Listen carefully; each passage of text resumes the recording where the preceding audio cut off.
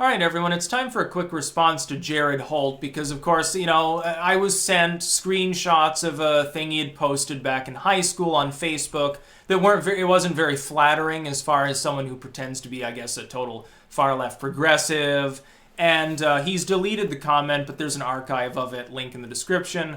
By the way, disclaimer, this video is definitely fair use. He is a political commentator and pundit, so it's not really cyberbullying.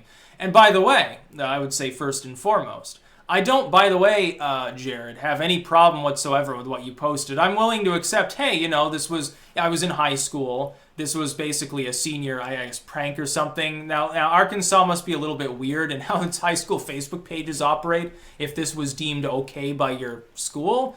But okay, let me accept that, though. Don't you see how that's you being a fucking hypocrite by complaining about that fact and saying that I'm misrepresenting you? You're willing to dig out a clip of a video, not even a full video, but a clip reposted by somebody else from 5 years ago, pass it off, I guess, as current, and say that it somehow represents my current beliefs. I'm not the only person you've done this to. You're willing to talk about how everyone who talks to an ethno-nationalist is an enabler, and you said something years ago that makes you a bad person, like the Kuzniar book review that's like Kuzniar is not even a white supremacist. She does the fucking LARPing thing with anime getup. You apparently think that she's a member of Stormfront. So you're willing to say all those things and then cry foul. You turn around and cry foul when somebody does that to you. They take something and pretend as though they're actually offended by it, which was the point, and I think it went over your head. I'm not offended by this, 𝐉ared. I believe in free speech. I don't care if you call someone a slut. I don't really care about that. But when you would never show that deference to me or to any other independent commentator, when you want to cast us off as a den of Nazis for talking to people, yeah, you're going to get this shit that you throw around. When you dig around on the internet for shit, you're going to get a little bit messy now, aren't you? So maybe you've learned your lesson. I really hope you did.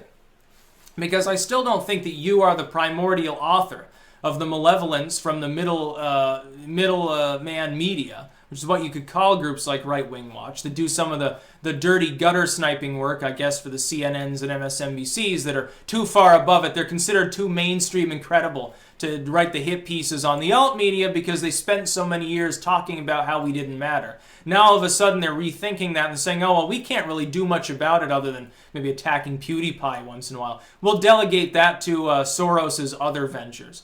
You know, the funny thing is, this is really funny.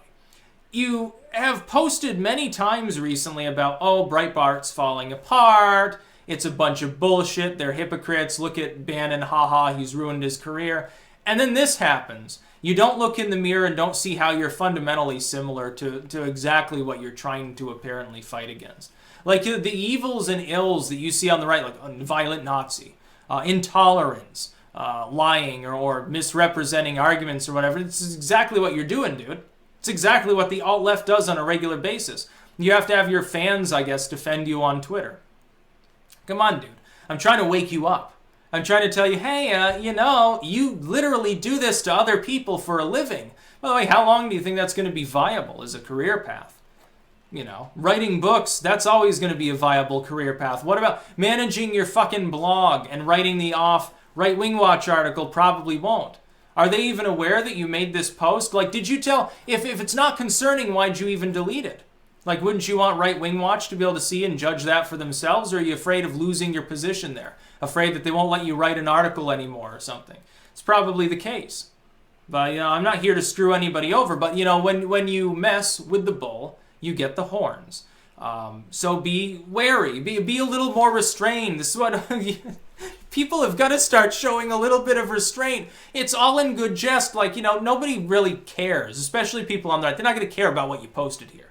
But then at the same time, you're willing to try to like old video footage or some fucking image that's half the time isn't even real. Now pass it off as so and say, well, this is evidence that Crowder, you know, can't get an erection. This is evidence that Mark Dice killed somebody. That sort of bullshit. And you want to sit there and say InfoWars sensationalizes and clickbaits? My goodness, how far the so-called mighty have fallen. Then I looked, somebody posted. They posted the website sort of rankings and traffic to Right Wing Watch. And I realized I actually get about 5 times as much traffic on just my YouTube channel as all of Right Wing Watch does. It's pretty funny. Yeah, it's actually quite funny to me. But no, dude, I seriously, I don't really care about the post itself. I do care about the hypocrisy. So please keep that in mind. As you go forward and expose the Nazis, you might want to be a little bit more careful with how you actually go about doing that. You might want to make sure the person's actually racist, actually really out there, actually a problem, and that you haven't done the same thing in your own past.